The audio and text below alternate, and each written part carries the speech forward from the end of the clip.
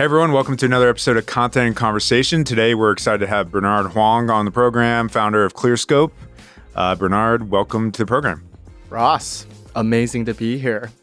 Yeah, I saw you had recently moved into Austin and figured we'd take the opportunity to actually do a live Content and Conversation. So hopefully we can do a few more, but obviously lovely to have a fellow content SEO person in town. Absolutely. Yeah. No, I mean, since I got into SEO and content, I feel like Siege Media has always been one of the top brands in the space. So the honor is completely mine. I'm, in the presence of one of the best.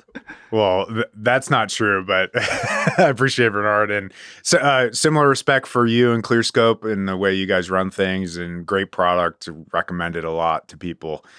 So super excited to have you on here. And part of the impetus too, like when you were sharing some recent content that's inspired some potential conversation today. We can go down a lot of different routes. But before we get there, heard some interesting things about what you've been doing in your spare time besides Clearscope with NFTs. So I've heard people might not realize this, but you're relatively big into this and had a unique marketing strategy for actually promoting your NFTs. Could you kind of share a little bit of that background? Totally. So the backdrop, the year is 2020.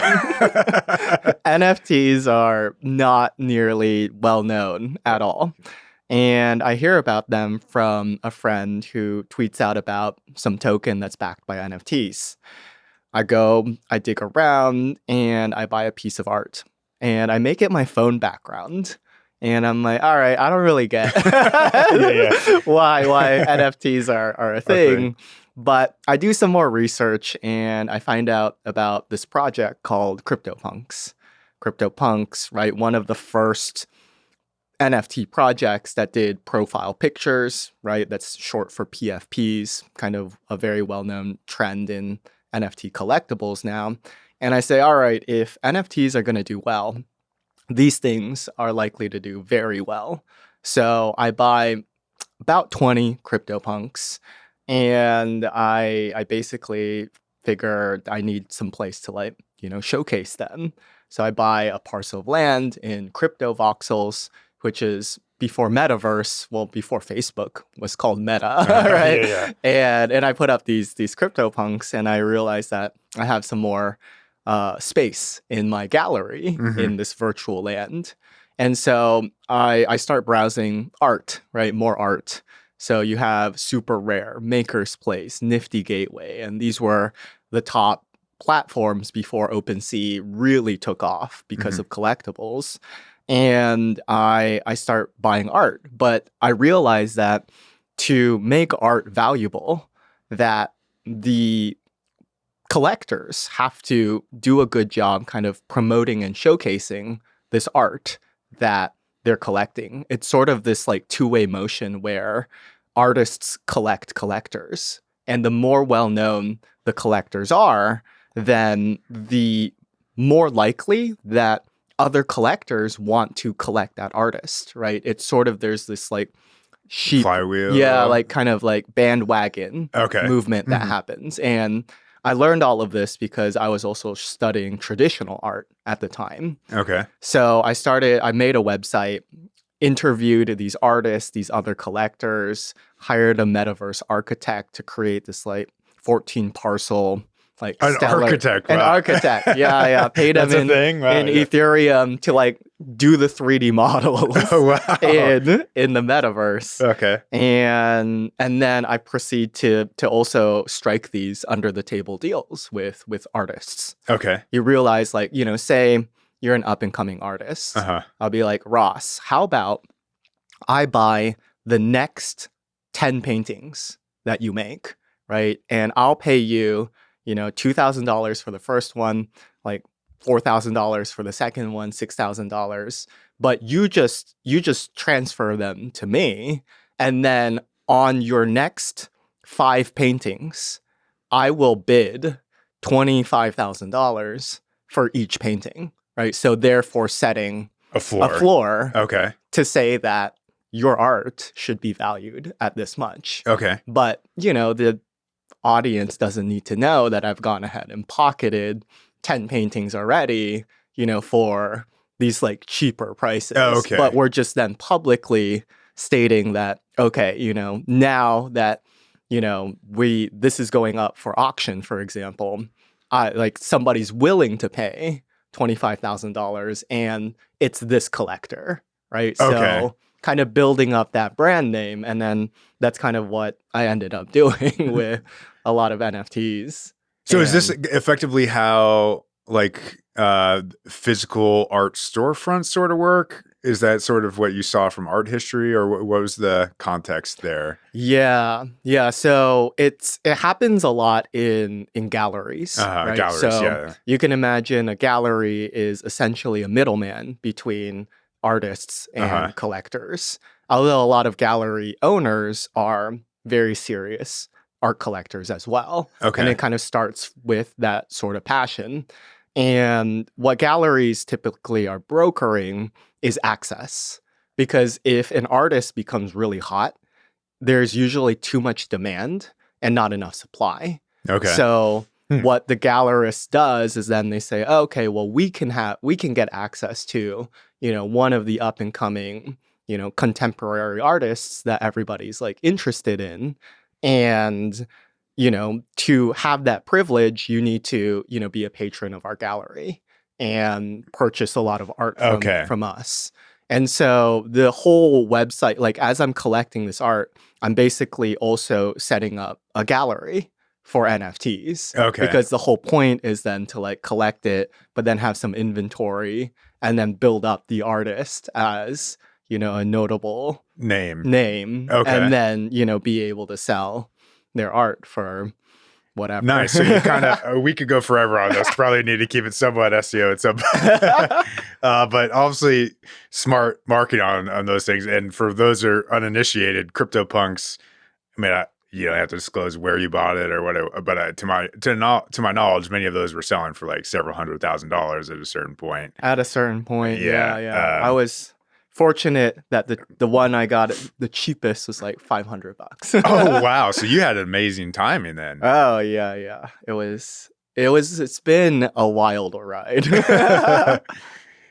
So somehow from all of this, you're still running a company called Clearscope. Oh, of course. That's still an amazing one with your focus. And yeah, as part of that, you creating some great content yes. and some good thinking about how SERP intent changes and some thoughtfulness around that. I mean, one of the things I saw from one of your webinars that I thought was interesting, I think it'd be great to share with our audience, is the idea of search perspectives. Could you kind of detail what that is and what that means for the listeners? Totally. Yeah. So as all of you are probably well aware, Google's been massively changing the way that their algorithm has worked over, well, the time that Google's been around, really. And what we've been seeing is this shift towards away from target keywords towards topics and subtopics in the algorithm.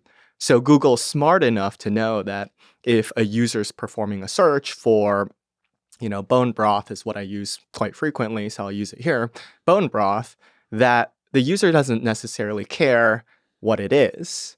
What they care about, at least in current day views, is how to make it or the benefits that's associated with it. They might also similarly care, where to buy it. Mm-hmm. So what you're seeing is a search engine results page that's starting to have a fracturing in terms of the different subtopics that a user is going to care about within the search that they're performing. And my hypothesis of what's been going on in Google search is that Google is trying to construct a search engine results page that has the highest likelihood of having no subsequent actions being performed on Google. So what that means is that if Google serves 10 results, maybe there's a video carousel, maybe there's a map, what they're saying is, okay, with those 10 results, how many people are going to perform a subsequent search after they see that? And how many people are clicking on the images tab on your Google search or the videos tab, right? And if Right. a lot of people are clicking on videos after they click on or do the search for how to do something, then Google's going to start introducing video carousels, right, Into the main search, the yeah. main search.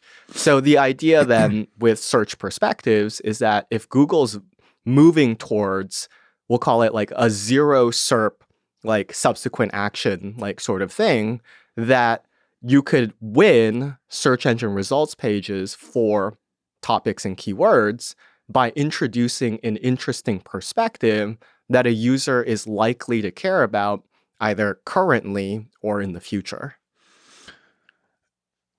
Okay, so you're solving for the overall like current intent based on how the SERP is architected. I'm trying to follow the final point of that. So you're saying how does the perspective also help you rank within the context of what you're saying? Yeah, so then, right, a search perspective can have a framework, right? In the Okay. sense that if something is super trendy and super hot, Uh-huh. right, like NFTs hmm have been, you could imagine that if somebody Googles non-fungible token, that a good percentage of them are just going to want to know what the heck these things are in the Right, first yeah. place. But you can imagine there might be one or two results that are like, are NFTs a scam? Because, right, like they're so Right, hot and so trendy, and mhm. there's a lot of insider trading and gray stuff going on with them. And so we could intuit that, right, a perspective that somebody could have around non-fungible tokens, because it's super trendy, is that they want to have a counter argument as like, are NFTs here to stay? Are they a scam? And Okay. you could see that conceivably rank for non-fungible tokens as a topic because it's a perspective that a user could have surrounding. Okay. So would you intuit, or would would you say you should have that perspective if it already previously exists on the search result, or like search out that perspective, or like what's the causative, like you should go about and do that? Yeah. So this is where when people run around and they're like, you need true subject matter Uh-huh. expertise to rank well for SEO, where I'm seeing this manifest in that way, right? Because if you had true subject matter expertise about NFTs and what's going on, Uh-huh. you would conceivably, might want to like create this piece of content that's like thought leadership, that's like, are NFTs actually here to stay? Or is this just like, a going fad? But in lieu of the fact that, most of us are not subject matter experts about most things, the then bottoms up approach is to simply take a look at what's ranking on Google and intuiting the range of perspectives or intents that the user is likely to care about from just seeing what Google is displaying for the Okay. user. That makes So sense. it's like you can approach it in like two separate ways, right? You can say, okay, I think like society or people searching for this topic will want to know about these subtopics in the future, Right. and just write those, and those could rank. Or you can inspect what's ranking on the front page, second page, third page of Google and say, okay, right, there's this like result on the second page. It's like talking about, if their NFTs are a scam and it's like bubbling up, then you'd be like, okay, we can create a piece of content on that. And that could work because we're seeing it kind of work already on Google. Oh, okay. That makes sense. So one of the things I think you're getting at there is the idea of like future. It's kind of like, instead of going in the isolated static sense of what a search result looks like now, what it can be in the future. Is that right? Yes. Okay. Yes. And so you can imagine that for different topics in different industries, they're going to have different evolution paths, right? For something that's more like a diet or a fad, it's going to follow this like, what is it? How do you do it? Are we sure it works? It does work. I tried it. Here's like Yeah, how I yeah. It think. has a And natural evolution. exactly. It has this evolution path. Can you think of other examples That's a very good one. Are there any others you can think of that are similar to that? Not It to put you on the spot. Yeah, no, it really depends on, the topic at hand. I would say B2B content Uh-huh. is more cut and dry. Okay. So it doesn't necessarily have as much variation or volatility Mhm. in the path of what people are talking about, right? Generally, somebody coins a new term, right? Like account-based marketing. And people Uh-huh. are gonna be like, what is ABM, right? Yeah. And why you need it, and like Someone might have a examples. take of like, it shouldn't be the thing. I mean, I feel like I've occasionally seen something like that from, Yeah. to your point, subject matter experts. Yeah. On, Yeah. and those are, So I mean, that's huge link bait too. That might be some kind of like, uh, correlated. I mean, it makes sense. It gets clicked. It probably gets linked to. It gets pulled up the search result in some ways because of that. yes.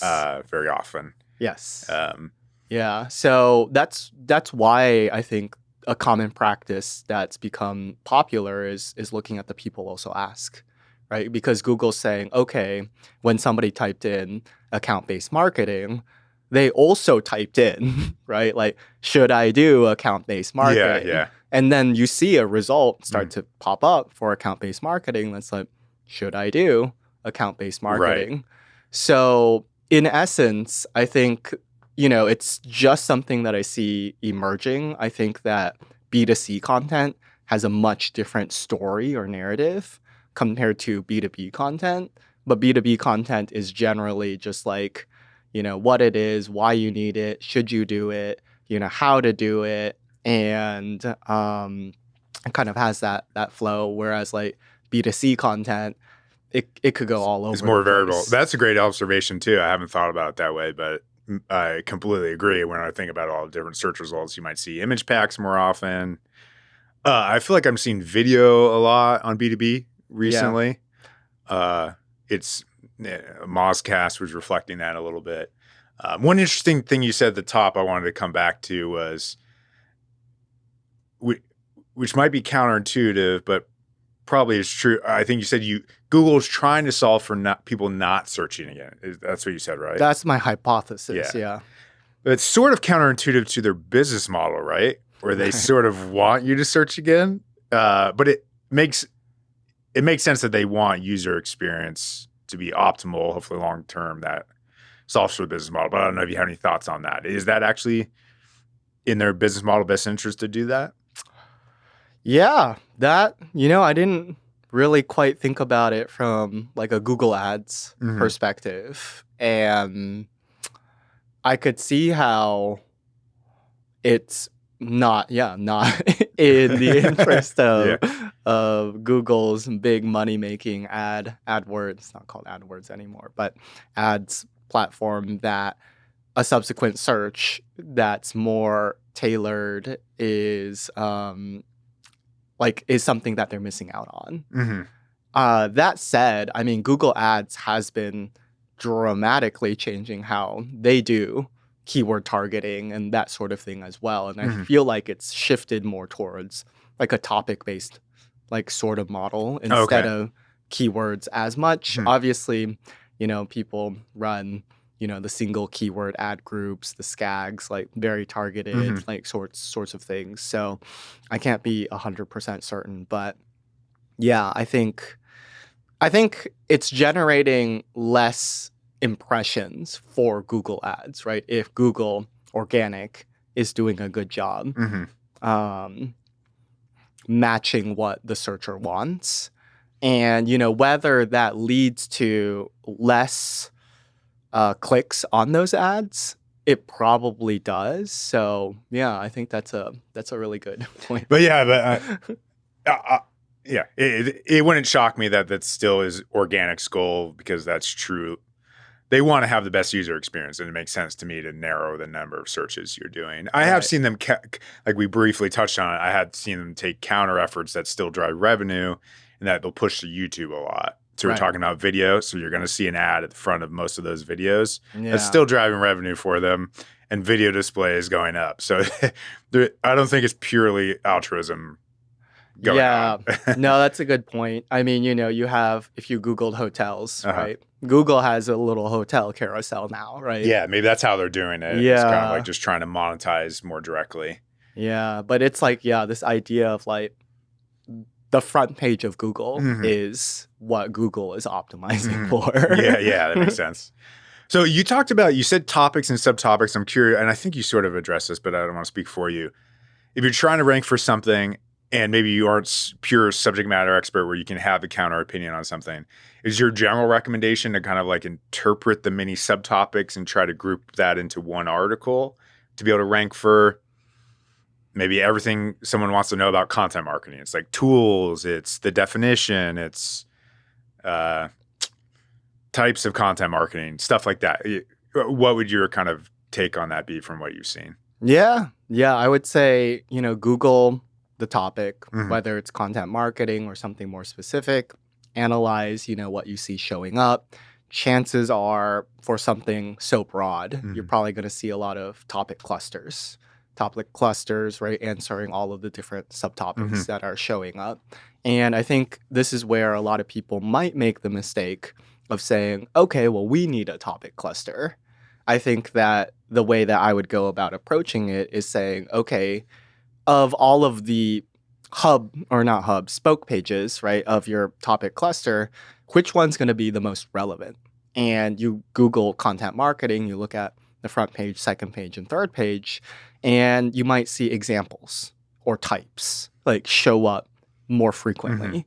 And so my take is that, yeah, we should create the piece of content that's types of content marketing or content marketing examples, and then slowly build out all of the different subtopics within content marketing before we package it all of that together into a topic cluster. So starting with addressing the subtopic, the most relevant ones that the user's likely to care about, and then those act as potential shortcuts for you to break into the search engine results page for that particular like Bigger intent. topic. Yeah, exactly. Okay. Because what we're noticing is, say you Google content marketing and 5 results are topic clusters, right? Everything you need to know about content marketing. Now, say the other 5 result, you have one that's types of content marketing, you have one that's content marketing examples, you have one that's how to do content marketing, and you have 2 that are just like brands, like Content Marketing Institute or something like that. Right.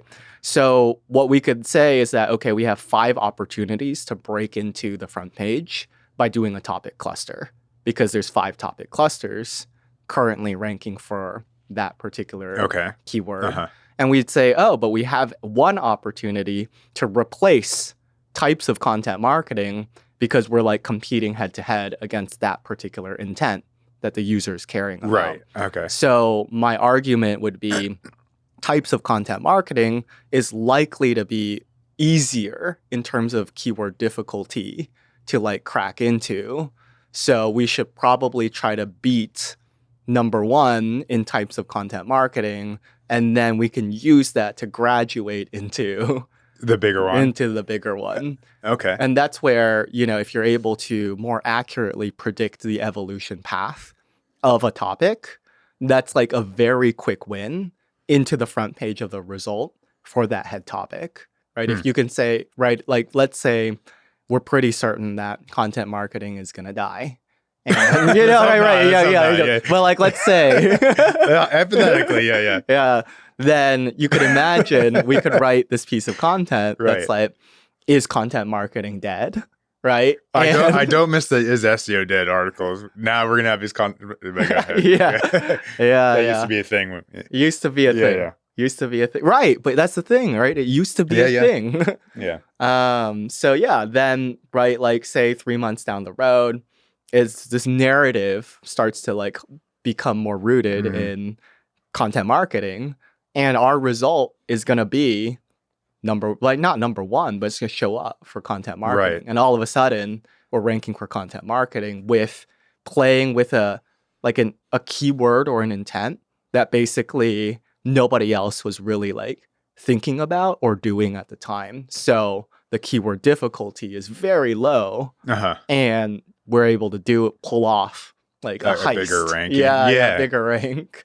Yeah, that's interesting. And there's probably something to like total keyword opportunity there. I'm thinking about the idea that if you did the fully comprehensive article on content marketing, do you dilute your ability to also rank for types of content marketing as like a subtopic? Because if you search that, you might see some of those bigger hubs ranking, but depending on the topic, very often, I most often see the more specific article ranking better Right. for those things.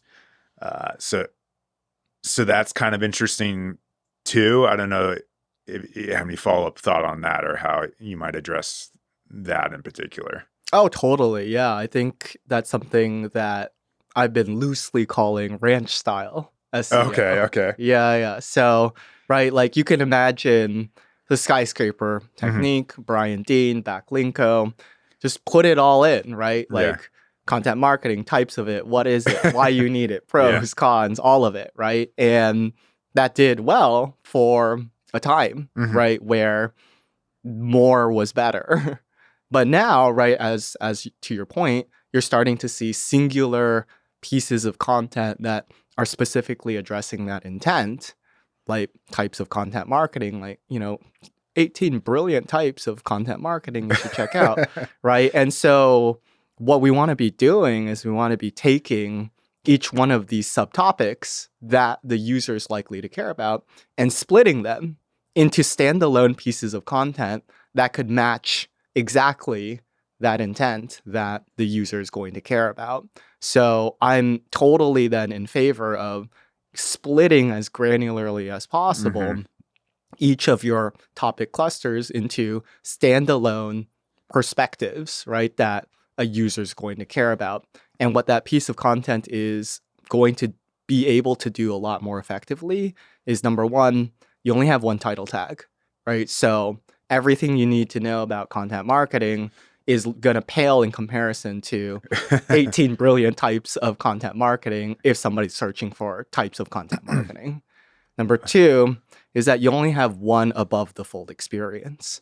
So everything you need to know about content marketing, when you click in, guess what you're going to see? What is content marketing, right? As mostly the starting point of what a piece of content for a topic Right. cluster looks like.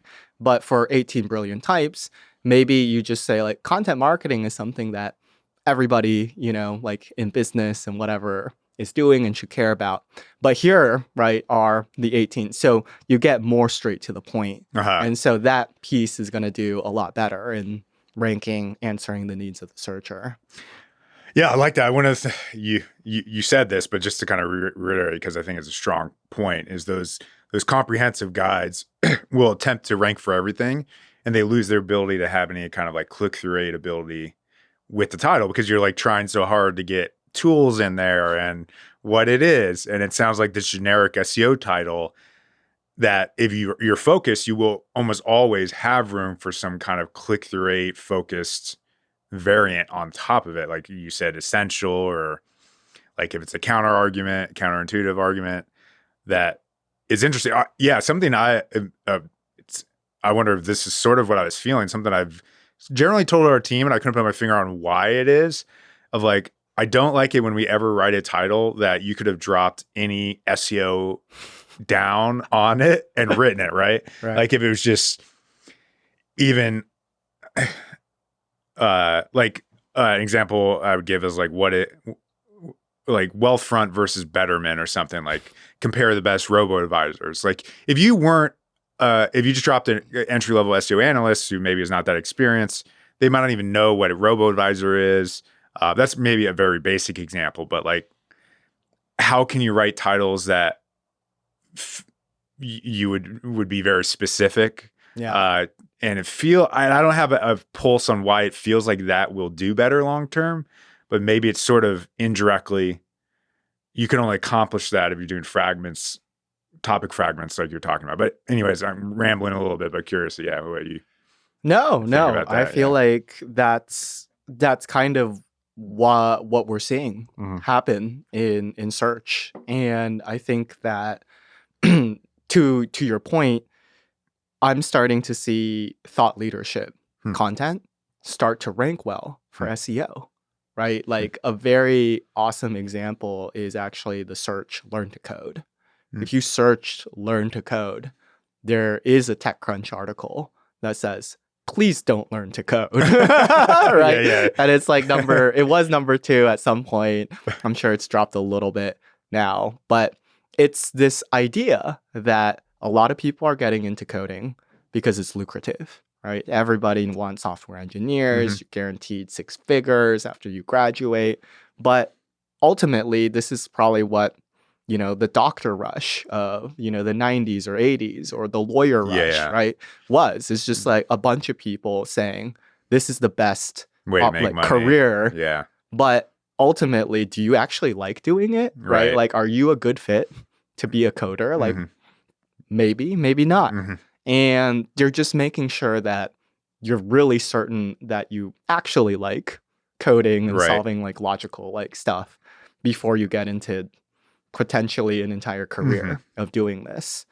And that's to say, to your point, right? You're not going to come up with, like, if you're thinking from a pure SEO down like perspective, like learn to code, it'd be like 26 ways to, like, that you can learn to code in 2022 with modern frameworks, right? Something like that. Right? It's like, but you would have never come up with this idea that's like, oh, here's why you shouldn't learn to code. Right. And so it's to say, again, right, that subject matter expertise is coming out. And Google's getting really good at sussing that out. And the way, in my opinion, that they're doing it is that they're just constructing A/B tests to infinity, right? So they construct a SERP and they say, okay, TechCrunch's article number 2, please don't learn to code. And then they say, okay, TechCrunch's article, not at all, right? And then they like gauge that. And then somebody who goes to Google that and then, a non-trivial amount say, like, should I learn to code, right? Like they type that into Google like afterwards, and then the TechCrunch article is number 1. And then they click on that. And then Google's like, oh, okay, well, like maybe we need that article over there, right? Yeah. And so, yes, that's to say, it's happening more, but how can you put on now your expert hat and like crush it in SERPs? And it's like, again, you can do it by like creating these frameworks, right? There's like okay, something's really hard. How to do X, and like how to do X will have stages of consideration, right? So if you're like, for example, I was just training for a triathlon.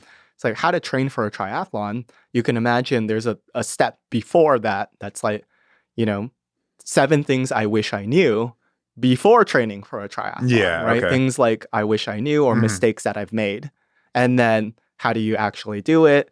And then, there's probably like a complete, like, reasons why you should not do it, right? It's like you shouldn't be training for a triathlon, for whatever, like the glory or whatever. I don't know. But yeah, there's these like this path of like, should you do it? How you should do it? Common mistakes made while doing it, and like you shouldn't do it. And then, right, you can like take that framework and say, okay, for anything that's like super difficult, we could probably have that tree. Exactly, have that entire path just like covered. Yeah, one thing I've seen people talk about that it totally makes sense. All makes sense. One of my concerns is almost like whatever it's could be a new misinterpretation of like Brian's skyscraper was somewhat misinterpreted sometimes of like everything needs to be bigger and better. Right. I don't think that's necessarily what he was saying. It was more like make it the best, and sometimes that's not bigger. But when this starts proliferating, will more people just come up with counter arguments that they don't actually have subject matter expertise for, potentially dilute their brand a little bit? I feel like that has some risk. So I don't know how you'd think about that, but that would be my concern if people do that too much. And I've even felt it a few times. You can read articles. I'm like, they're sort of trying to force a counter argument versus this feeling authentic. You can't do it every single month. Right. Kind of thing. Yeah. Yeah. No, I think as with any system or framework, it's going to be gamed, right? Like, the way that I've started to see these things. I've started to turn them into frameworks, and these frameworks then are just going to be used by SEOs that, right, want to be pushing the limits of SEO. Yeah. And so I think that you're going to see a proliferation of just counter arguments for the sake of counter arguments, right? It's like, oh, say we care a lot about content optimization at Clearscope. Well, let's just create a piece of content, right? Is content optimization, going to last? Is it here to stay? And we would just like write all of those things because we care a lot about content optimization. So yeah, you're going to see a proliferation of just kind of the main things that you see people like wanting or caring about, but you're going to see that at a like more of like a current events sort of like level, in my opinion, in the sense that we're like for a lot of CBD related topics, a lot of perspectives around personal experience like started to surface, right? So it'd be like, I tried CBD to help with anxiety, and here's how I felt. Or I tried CBD for 2 weeks to help my sleep, and here's what happened. So you see a lot of that sort of thing show up, and then people see Healthline or Very Well Health or whatever doing well, writing, I tried CBD for, so then they do, I tried CBD for 30, so they're literally just copycatting the same perspective that basically Healthline and Very Well Health maybe purposefully or accidentally just like stumbled upon through their content, right? So a lot of it's like sort of copycat current event like content that people are like, oh, that like Healthline's doing that and that's working, like I'll just do it too. Yeah, it's not, I mean, obviously that had been maybe not obvious for everyone. A criticism of the SEO world is that copycat syndrome. Is this effectively the path for Google to solve for that a little bit? It seems like it is. And maybe that's why they're doing it in some ways. Yes. I have this other big brain hypothesis. That's not focusing on NFTs all the time. That's not, about SEO and what we're talking about here, which is what I'm loosely calling SERP similarity. Okay. So SERP similarity is this idea that's been bubbling in my mind that specifically talks about what everybody is agreeing upon. Okay. So you can imagine that if somebody were to perform a search for first president of the United States, then Google and GPT-3, this is now getting into like AI content a bit, but Google is going to know that first president, United States, George Washington, just go like hand in hand. So this would be an example where Google expects a SERP similarity of close to 100%, right? Because everything should likely be the same. This is history. This is a fact. Yeah. So I have this hypothesis that Google is basically reading topics and current events, and they're saying, okay, of all of these topics and current events and things that people are searching for, how closely does everybody agree to what the common consensus is? And the more that people are disagreeing, you can imagine with, say, gun laws or something like that. Google knows, right? Because gun laws, the sentiment could be like really positive in this news outlet, really negative in that news outlet, right? And so the words and semantics surrounding gun laws is like, great, bad, like, and then Google's going to say, okay, when somebody searches for gun laws, maybe instead of, right, like 10 results that are all like, what are gun laws and blah, blah, blah, you're going to start to see way more fracture. And Google's saying, oh, maybe we should pull, this one that's like, it's good. And then, another one that's like, it's something that we should reconsider, right? And so I feel like there's something there where, again, this is to copycat content, right? Where if all you're doing is that you're copying what's working, well, you're also likely to be like kind of punished because Google's going to be like, okay, well, we only wanted a couple of those results Yeah. for this topic. That And makes sense. if that's another one, like No, we only good wanted one luck. and two. Yeah, Right. exactly. That makes sense. Yeah, it's interesting stuff there of like how all this is changing. And then one of the things you mentioned earlier, I wanted to make sure I got your opinion on was how often you think SERPs change on average. Hmm. Do you? I don't know if you have a sense for that. If you it depends, I'm sure is the right Yeah. question. But if you, one of the things I like setting up for our team is, if all things being equal, you're probably not going to screw up updating your content once a year. Maybe in some verticals, it's kind of a broad update. If it's not like best headphones, it changes every week, that kind of thing. Yeah. But maybe that's wrong also if the SERP changes all the time. So yeah, I don't know if you have a sense of how Yeah. quickly that is happening. No, I love that question. And I think the short answer, right, if I'm going to give an answer that's not it depends, is 1 year. Okay, right? yeah. Yeah. So that's I a mean, good kind of benchmark then. you just see it Mhm. like proliferate in the SERPs, right? In 2022, right? Yeah, It's just like, Unfortunately, okay, if it yeah. says in 2022, like I'm good. And so, if I'm like being very basic about approaching, refreshing content, I would say, okay, December of each year, we're going back through every single piece of content and we're touching it and we're saying in 2022, like in the next year. Right. Because we're setting up for the next year. Now, on the flip side, if I wanted to be the most sophisticated about it, then it's based on trigger events. So the best way that you can think about it is, say, with a query like best credit cards. Somebody's searching best credit cards.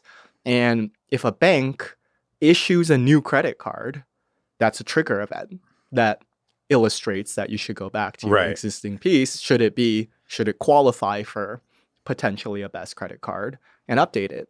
Or you can imagine, say we're writing about cannabis.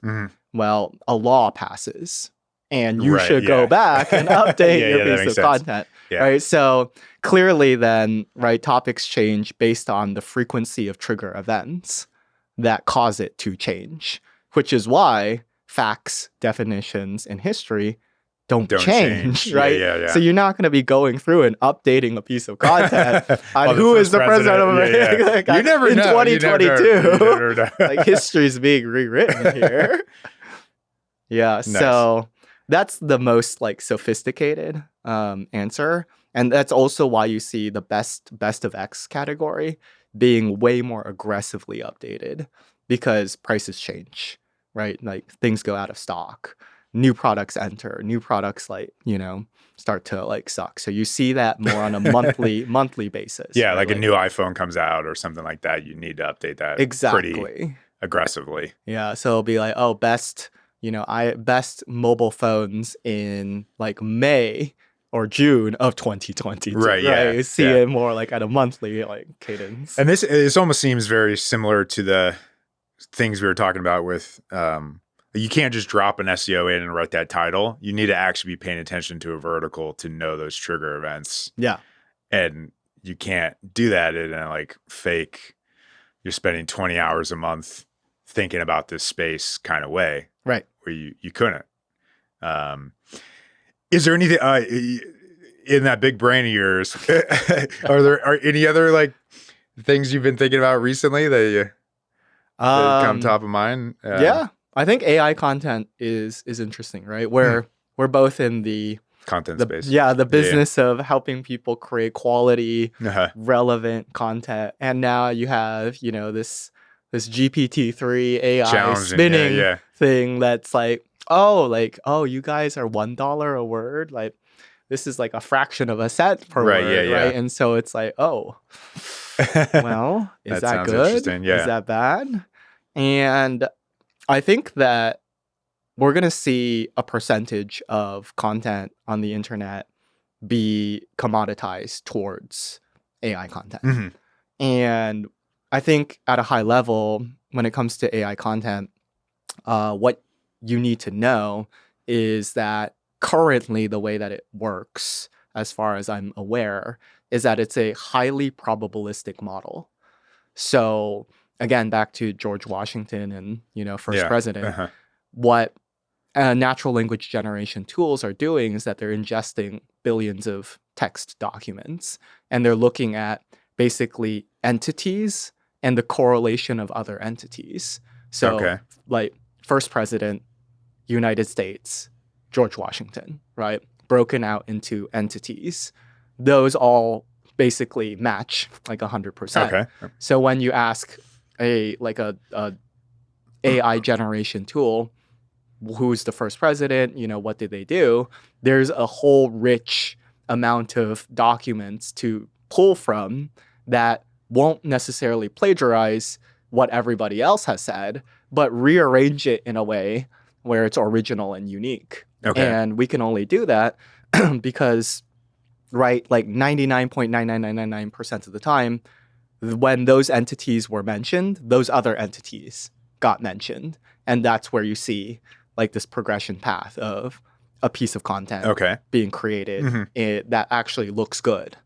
So where AI generation, I think, is going to shine is where we're talking about topics that everybody agrees upon, right? Like Okay. definitions, facts, history, because it's easy, right? Right. Everybody has predominantly agreed upon, right? These Okay. these Yeah, yeah. things.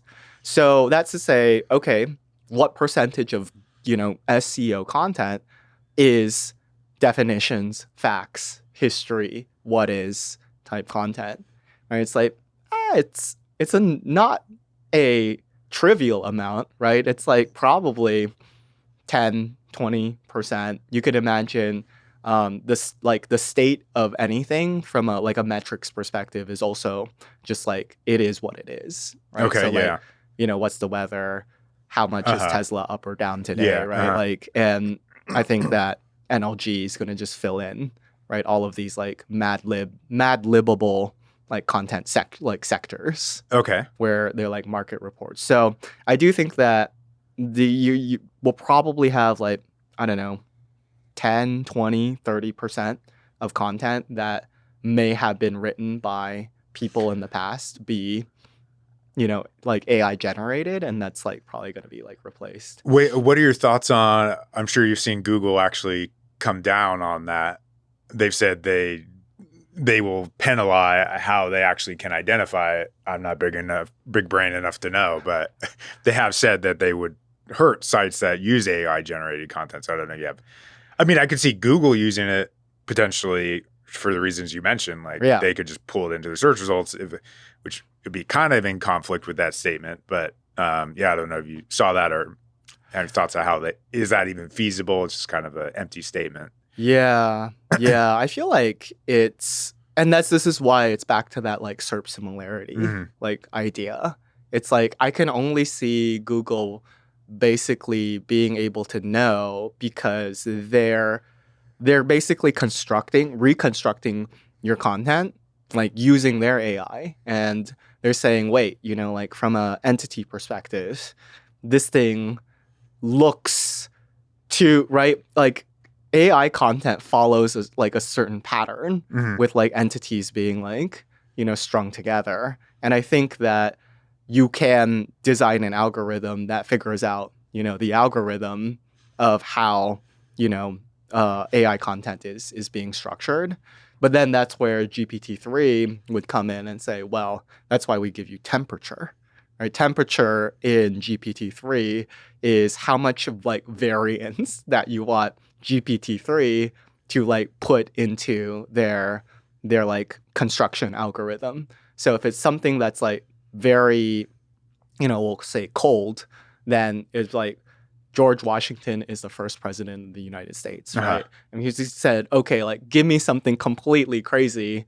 They might like end up saying, oh, like Abraham Lincoln was the right, like the fifth president Yeah, of the yeah. United States or something like Alternate that. universe. Right. Yeah. And they're like, okay, like we tried really hard to go outside the bounds of Uh-huh. like what, correlations should be. So I think that, it'll always be a cat and mouse game in the same way that Google has said, like, yeah, we don't want you doing backlinks. It's like, Mhm.